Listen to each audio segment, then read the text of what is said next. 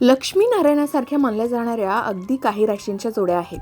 यात तुमच्याही राशीचा समावेश आहे का? चला बघूया.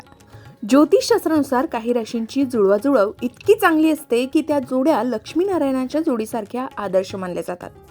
त्यात पहिली जोडी वृषभ आणि कर्क राशीची, दुसरी मेष आणि सिंह राशीची, तिसरी कन्या आणि मकर राशीची, चौथी तूळ आणि मिथुन राशीची आणि पाचवी वृश्चिक आणि मीन राशीची.